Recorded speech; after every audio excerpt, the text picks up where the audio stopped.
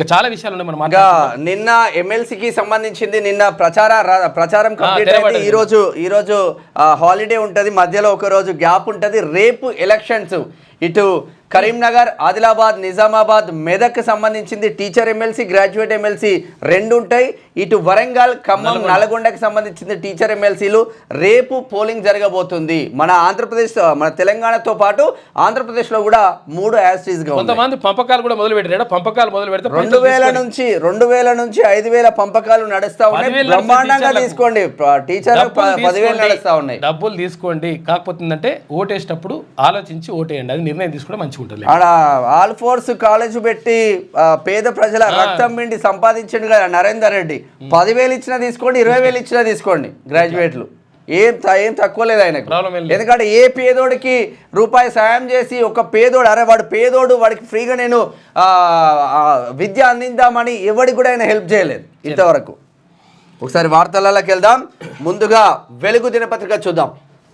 వెలుగు చూస్తే మహాశివరాత్రికి ఆలయాలు ముస్తాబు. మహాశివరాత్రిని పురస్కరించుకొని రాష్ట్ర వ్యాప్తంగా శివాలయాలు ముస్తాబయ్యాయి. భక్తులకు ఇబ్బందులు కలగకుండా అధికారులు ఏర్పాట్లు చేశారు. ఇక జాగరణకు వీలుగా సాంస్కృతిక కార్యక్రమాలు ఏర్పాటు చేస్తున్నారు. వేములవాడ శ్రీ రాజరాజేశ్వర స్వామి క్షేత్రంలో 27వ తేదీ వరకు మహాశివరాత్రి జాతర జరగనుంది. ఈ మహా జాతర కోసం ఆలయాన్ని విద్యుత్ దీపాలతో అలంకరించారు. సుమారు 5 లక్షల మంది భక్తులు వస్తారని అధికారులు అంచనా వేస్తున్నారు. సిద్దిపేట జిల్లా కొమ్రవెల్లిలో మల్లికార్జున స్వామి క్షేత్రంలో శివరాత్రి వేడుకలు నిర్వహించనున్నారు. ఇక్కడ పెద్దపట్నం వేడుక ఆకట్టుకోనుంది. కీసరగుట్టలోని రామలింగేశ్వర స్వామి దేవాలయం, భూపాలపల్లి జిల్లాలోని కాళేశ్వర క్షేత్రంలో మహాశివరాత్రి బ్రహ్మోత్సవాలకు సర్వం సిద్ధం చేశారు. కీసరగుట్టలో విపరీతంగా వస్తుంది. నిత్య అన్నదానాలు కూడా నడుస్తా ఉన్నాయి. మున్నూరు కాపోల ఆధ్వర్యంలో, రెడ్డి సంఘం ఆధ్వర్యంలో, అన్ని సంఘాల కుల సంఘాల ఆధ్వర్యంలో నిత్య అన్నదానం నడుస్తూ ఉంటుంది. కాకపోతే రద్దీ ఎక్కువ ఉంటుంది, కొంచెం జాగ్రత్త, బ్రహ్మాండంగా ఉంటుంది. ఇవాళ్టితో ముగియనున్న మహాకుంభమేళ, ప్రయాగ్రాజ్ లో జరుగుతున్న మహాకుంభమేళ బుధవారం జరిగే మహాశివరాత్రి వేడుకలతో ముగియనున్నది. చివరి రోజు సుమారు 1 కోటి మంది భక్తులు పుణ్యస్నానం చేసేందుకు వస్తారని అంచనా వేస్తున్నారు. తొక్కిసలాట జరగకుండా పకడ్బందీ ఏర్పాట్లు చేశారు. మంగళవారం సాయంత్రం నుంచే మేళా ఏరియాలతో పాటు ప్రయాగ్రాజ్ మొత్తాన్ని నో వెహికల్ జోన్గా ప్రకటించిందంట.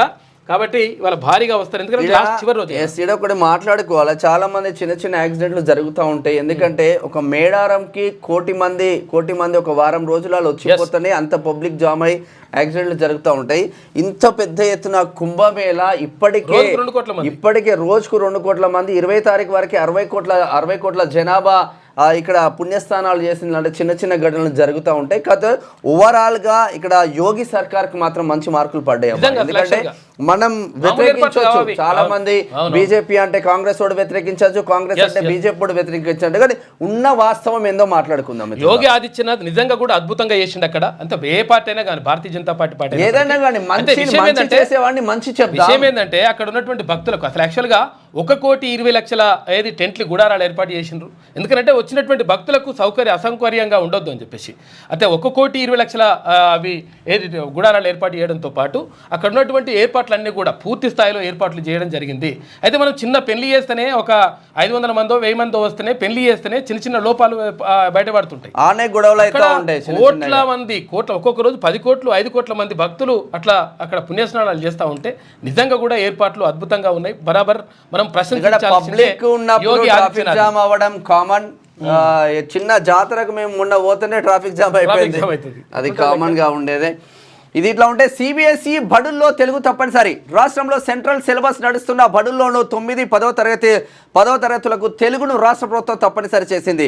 వచ్చే విద్యా సంవత్సరం నుంచి ఈ రూల్ అమలు కానుంది. ఇప్పటి వరకు సెంట్రల్ సిలబస్ బడుల్లో కేవలం 8వ తరగతి వరకే తెలుగు బోధిస్తున్నారు. మంచి నిర్ణయం తీసుకున్నారు ముఖ్యమంత్రి గారు. మంచి నిర్ణయం అది. 5 ఖాళీలపైనే అందరి గురి. మార్చిలో 5 ఎమ్మెల్యే కోట, తర్వాత ఎమ్మెల్సీ సీట్లు ఖాళీ. కాంగ్రెస్కు 4, బీఆర్ఎస్కు 1 దక్కే ఛాన్స్. ఇక కాంగ్రెస్ను ఒక్కో సీటు అడుగుతున్న సిపిఐ, సిపిఎం అంట. ఇక 4 పార్టీల నుంచి భారీగా ఆశావహులు హైకమాండ్ను ప్రసన్నం చేసుకునేందుకు ప్రయత్నాలు జరుగుతూ ఉన్నాయి.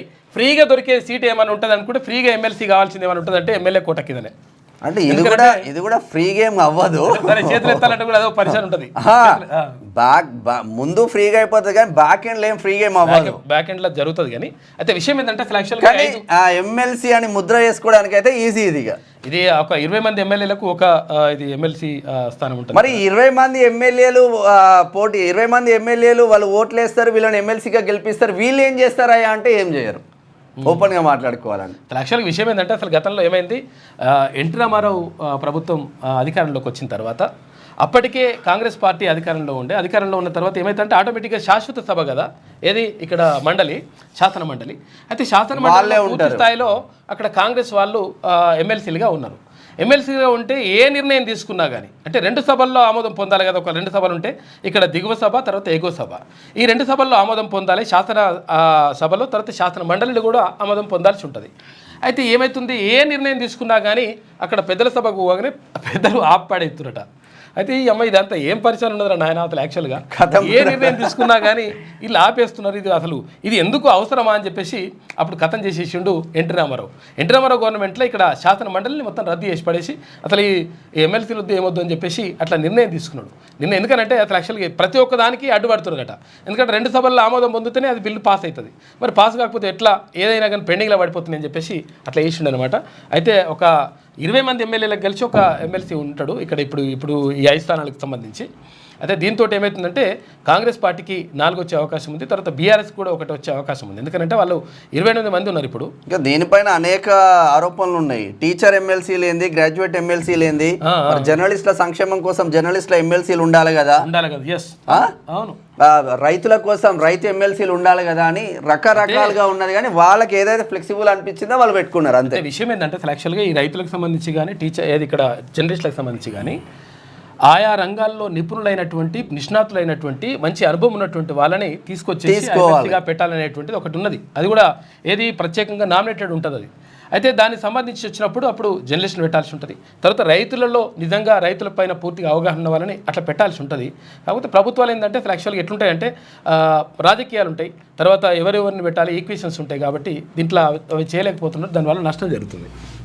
ఇక ఒక్కో ఎమ్మెల్సీకి 20 మంది ఎమ్మెల్యే కోట ఎమ్మెల్సీ ఎన్నికలకు ఎన్ని ఓట్లు కావాలనేది పద్ధతి ప్రకారం లెక్కిస్తారు. ఎన్నికల నిర్వహించాల్సిన సభ్యుల సంఖ్యకు ఒక్కటి కలిపి మొత్తం ఎమ్మెల్యేల సంఖ్యతో భావించాల్సి ఉంటుంది.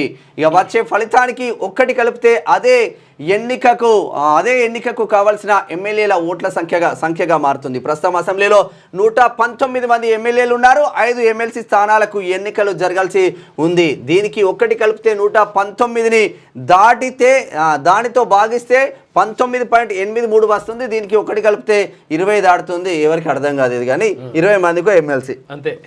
ఇదే ఎమ్మెల్సీ తనకుంటుంది. ఇక రాష్ట్రంలో ఎమ్మెల్యే కోట ఎమ్మెల్సీ ఎన్నికలకు నగారం మోగడం, పైసా ఖర్చు లేకుండా ఎమ్మెల్సీ అయ్యే అవకాశం ఉండడంతో ఆయా పార్టీలోని ఆశావహులంతా ఒక్కసారిగా అలర్ట్ అయ్యారు.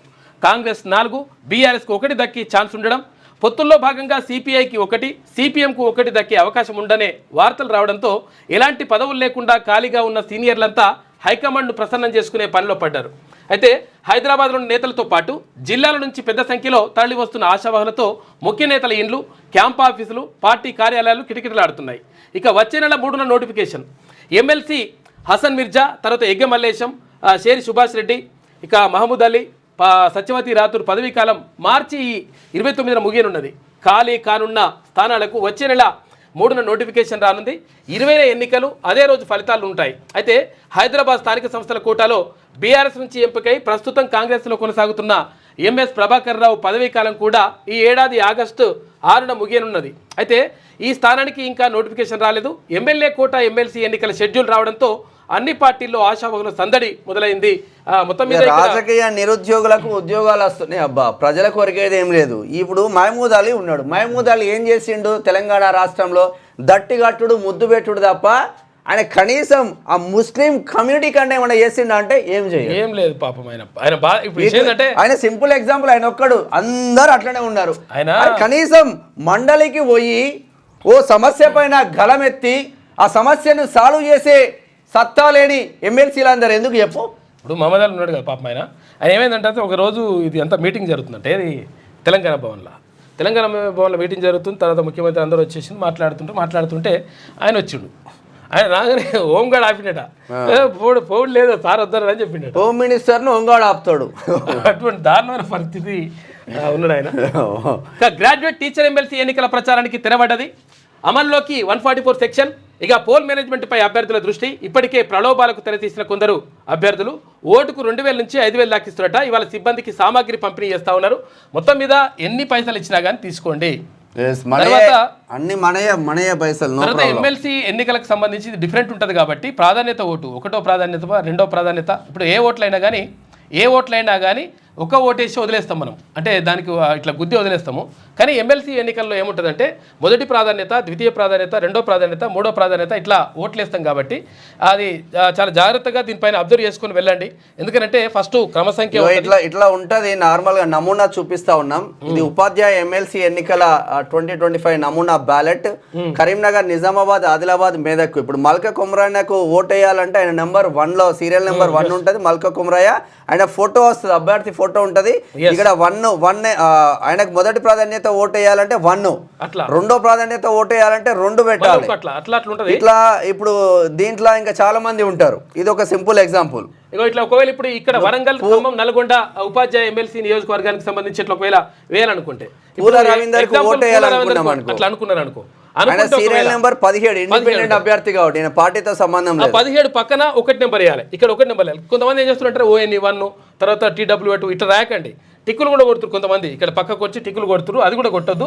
ఇక్కడ ఒకవేళ ఆయనకి వేయాలనుకుంటే పూల రవీందర్కి వేయాలనుకుంటే 17 నెంబర్. ఇప్పుడు సుందర్ రాజ్ యాదవ్ బీసీ బిడ్డ సుందర్ రాజ్ యాదవ్ కి వేద్దాం అనుకున్నారు. సుందర్ రాజ్ యాదవ్ 19వ నెంబర్ అభ్యర్థి ఫోటో ఉంటది, ఇండిపెండెంట్ అభ్యర్థి పేరు ఉంటది. 1వ నెంబర్ వేయాలంటే 1వ నెంబర్, ఎవరు ఏ ప్రియారిటీ ఇవ్వాలనుకుంటే ఆ ప్రియారిటీ వేయాలి. ఇప్పుడు నెక్స్ట్ ప్రసన్న హరికృష్ణ, ఇక్కడ ఫోటో ప్రసన్న హరికృష్ణ ఇక్కడ ఏది కరీంనగర్, తర్వాత ఆదిలాబాద్, నిజామాబాద్, మెదక్ ఏది పట్టభద్రుల పోటీ చేస్తా ఉన్నాడు. అయితే ఒకవేళ ఇప్పుడు ఆయన number Prasanna Harikrishna number 3 number. ఈ 3వ నెంబర్ పక్కన ఏమైతే ప్రసన్న హరికృష్ణ రాసి ఉంటుంది, తర్వాత ఆయన ఫోటో ఉంటుంది, ఫోటోతో పక్కకు 1 నెంబర్ వేయాలి.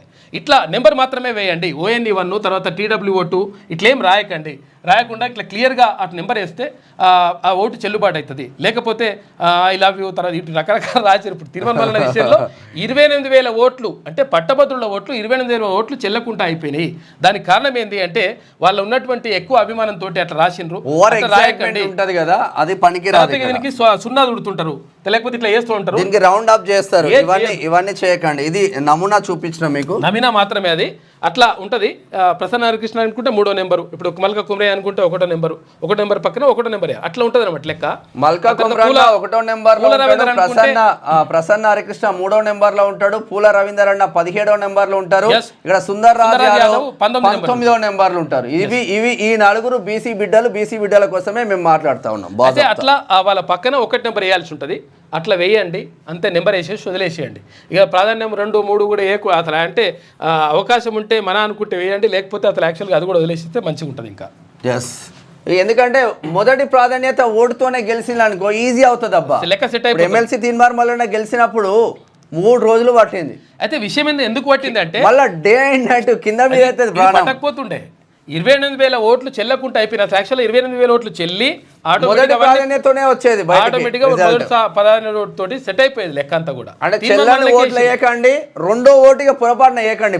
జాగ్రత్తగా చూసుకోండి పట్టభద్రులారా. 2 బీసీలు ఉన్నారు కాబట్టి మొదటి 2 వేయండి. ఇటు అంతే. నల్గొండకు సంబంధించి 17 పూల రవీందర్, 19 సుందర్ రాజ్ యాదవ్. తర్వాత ఇక్కడ పట్టభద్రులకు సంబంధించి ఎక్కడ కరీంనగర్, నిజామాబాద్, ఆదిలాబాద్, మెదక్ నుంచి ప్రసన్న హరికృష్ణ 3వ నెంబర్ లో ఉంటాడు. ఆ 3వ నెంబర్ పక్కన 1 నెంబర్ వేయండి.